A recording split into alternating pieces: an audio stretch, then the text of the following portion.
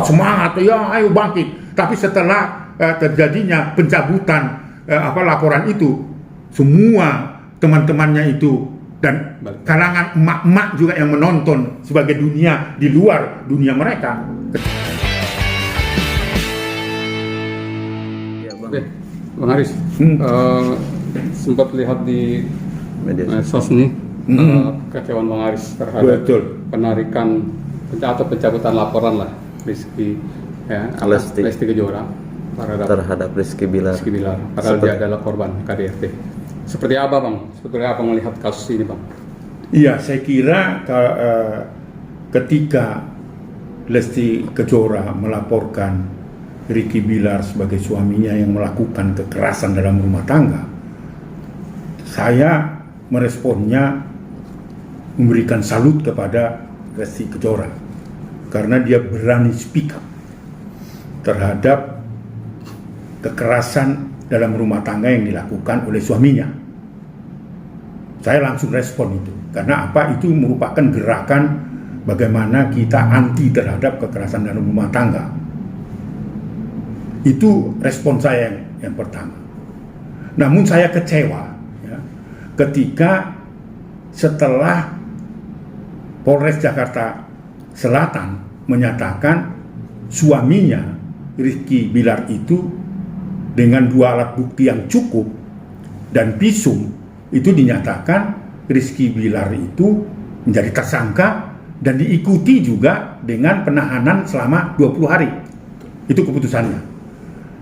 Nah, saya dikejutkan ketika Lesti Kejora datang ke Polres Jakarta Selatan. Menurut penjelasan dari Lesti sendiri maupun lawyernya, dari berbagai lawyer, baik itu yang lawyernya Rizky Bilar itu yang menyatakan bahwa terjadi pertemuan antara Lesti Kejora dengan suaminya di Polres Jakarta Selatan setelah ditetapkan beberapa jam ya, dinyatakan tersangka dan diikuti penahanan, kan begitu.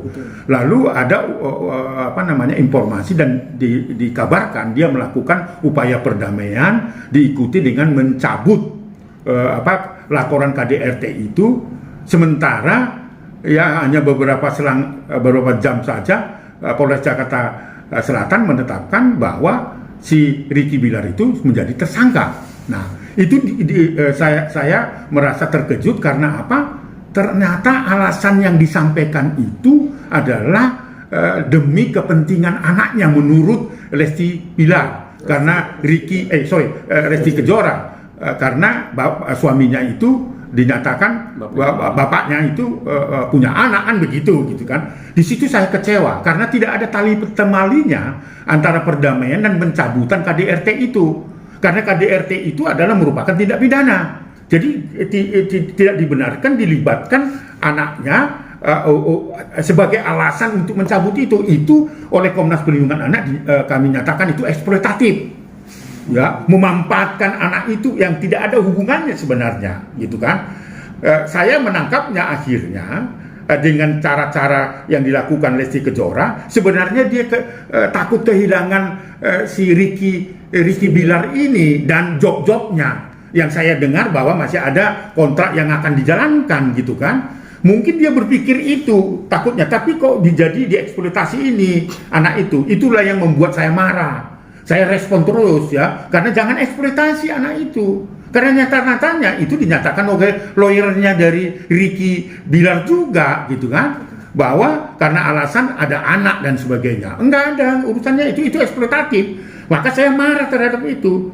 Nah, karena ini bukan aduan delik biasa begitu, tidak pidananya harus jalan. Kemudian Polres Jakarta Selatan juga sudah menetapkan itu tersangka dan menyatakan sekali lagi bukan bebas. Iya. Dia itu wajib lapor. Karena ada permintaan dari lawyer dan keluarga dari Rizky Bilar itu untuk penangguhan penahanan. Berarti dia tetap masih dalam status tahanan, gitu loh. Jadi jangan diubah, gitu loh. Tindak pidana ini diubahkan seolah-olah bapaknya yang mencabut laporan lalu membuat perjanjian dan itu damai dan sebagainya.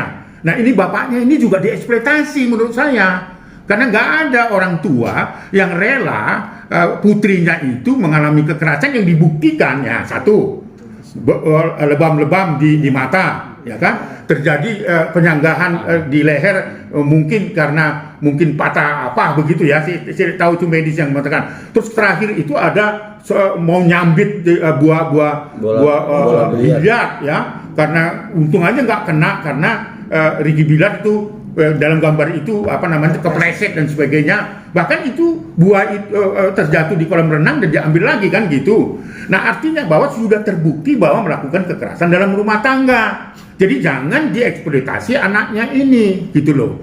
Karena sampai sekarang pun jangan alasan nanti supaya tidak terekam jejak pada anaknya yang masih usia balita bahwa ibunya pernah melaporkan bapaknya ke polisi dan sebagainya. Ini sudah tersangka gitu loh, bukan hanya menakut-nakutin Ricky Bilar, sudah tersangka dan dinyatakan sampai sekarang belum bebas loh. Sekali lagi karena wajib lapor. Wajib lapor itu atas hak hukumnya Ricky Bilar diminta oleh lawyernya memang dengan syarat memberi surat jaminan supaya tidak melarikan diri, supaya tidak menghilangkan alat bukti kan gitu.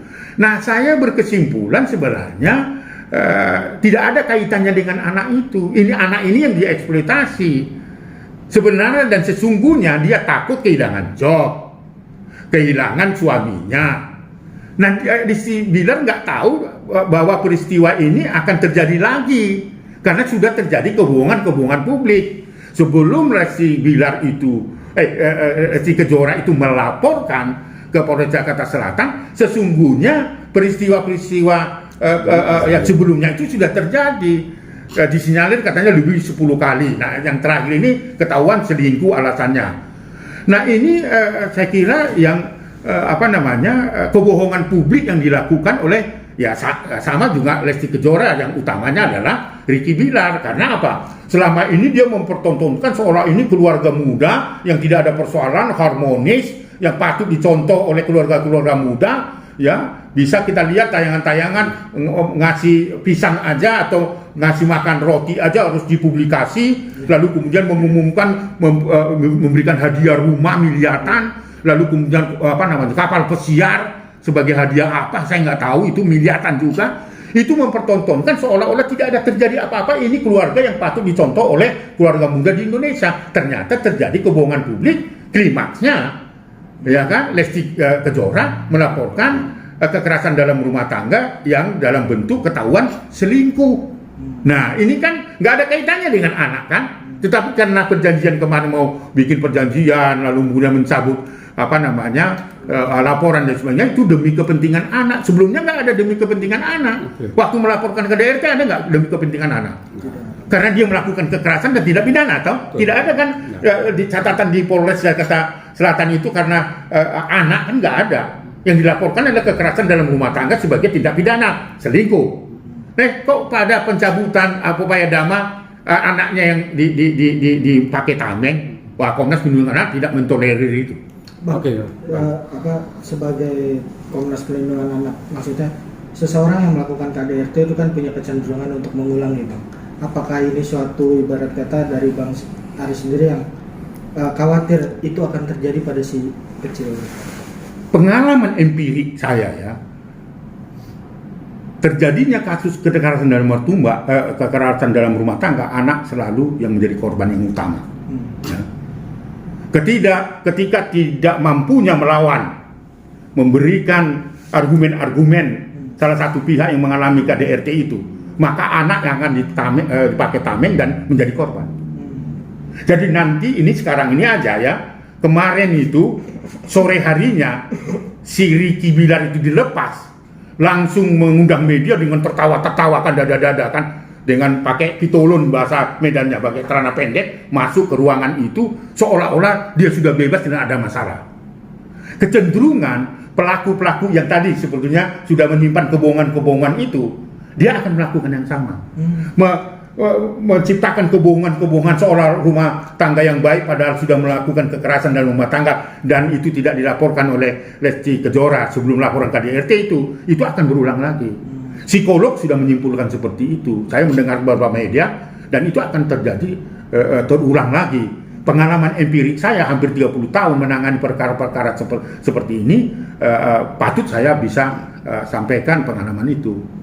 Jadi jangan dikira Lesti Kejora kembalinya suaminya itu, harapan saya tentu ya, harapan kita semua baik-baik aja, tapi kecenderungan karena punya karakter kebohongan publik tadi, dia akan melakukan yang sama.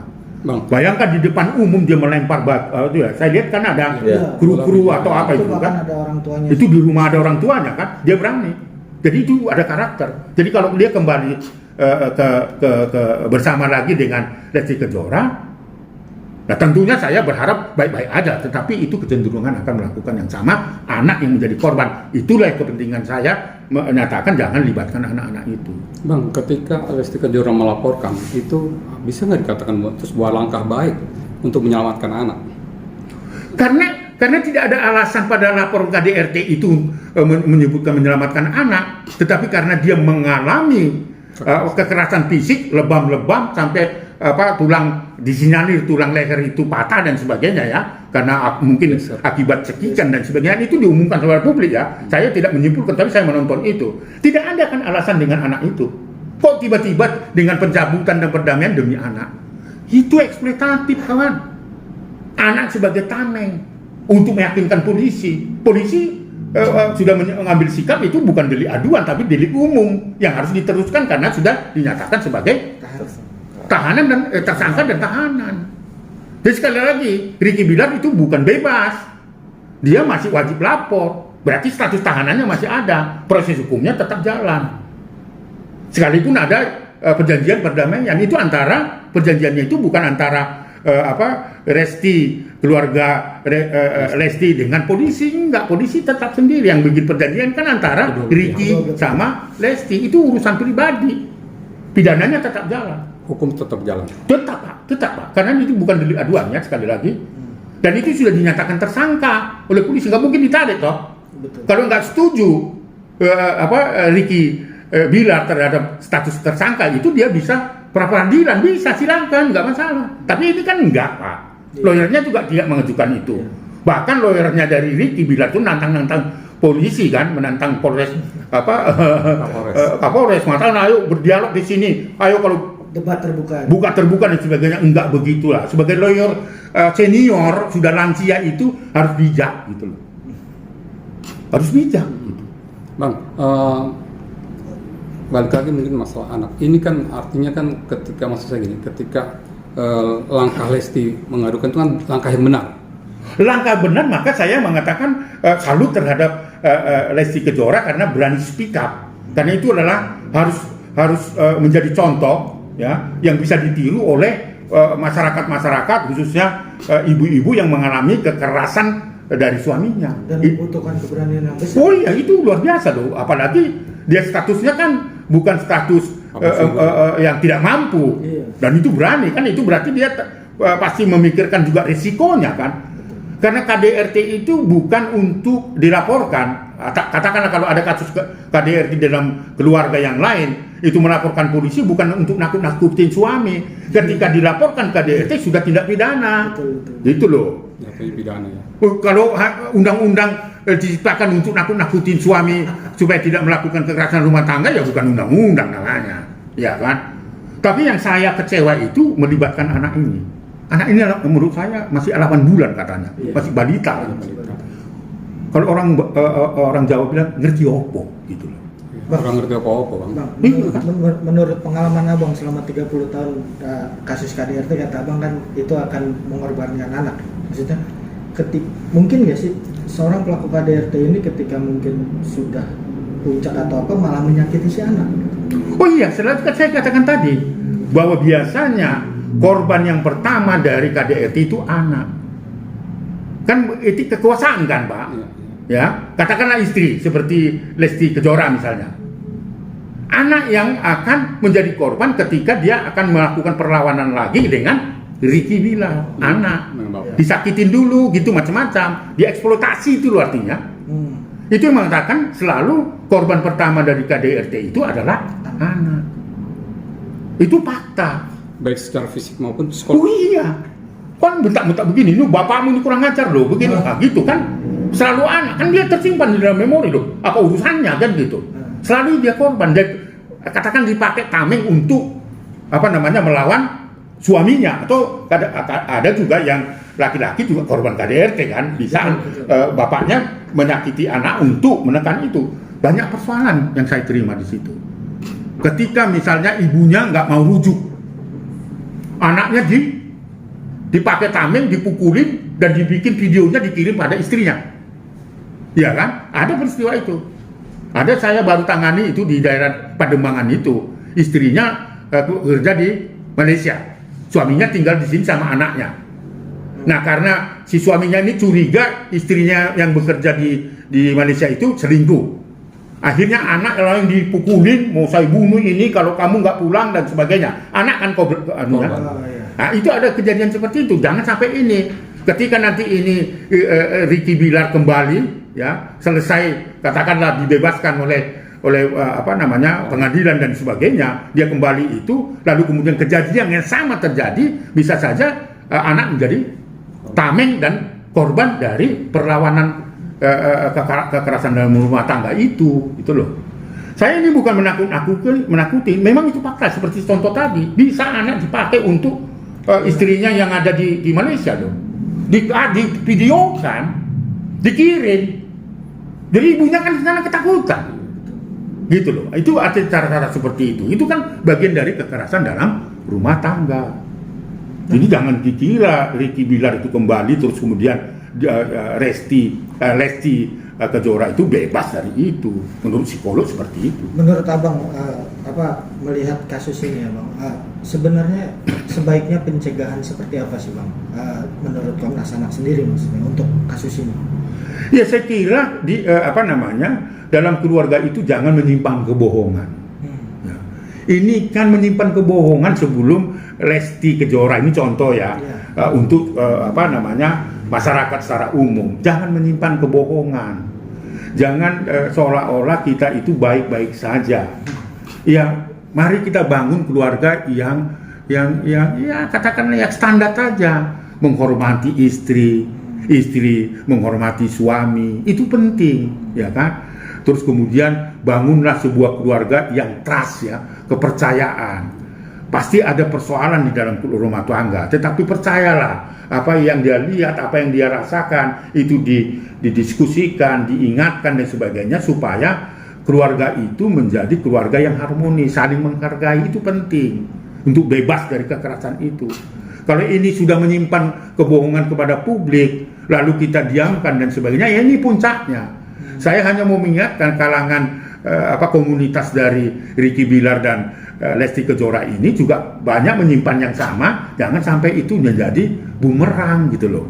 Karena kan seolah-olah ini, sekali lagi, bahwa kita ini sebagai penonton dari kalangan selebriti yang sudah membangun dunianya sendiri. Mereka bercerita tentang dirinya sendiri di situ, saling bela juga di situ. Kita suruh nonton kan gitu. Seolah-olah kita tidak terlibat. Lihat saja ketika Lesti Kejora itu melaporkan ke Polres Jakarta Selatan seperti sikap saya, karena dia berani speak up terhadap banyak artis-artis, selebriti, kalangan teman-teman sekerja dari Ricky Bilar dan Lesti Kejora itu mendukung. Wah, semangat ya, ayo bangkit. Tapi setelah terjadinya pencabutan laporan itu, semua teman-temannya itu dan kalangan emak-emak juga yang menonton sebagai dunia di luar dunia mereka kecewa sekali kan. Dan saya aja ikut kecewa, ya kan? Dan kecewanya itu sangat luar biasa karena melibatkan anak-anak yang dipakai sebagai tameng untuk membuat perjanjian.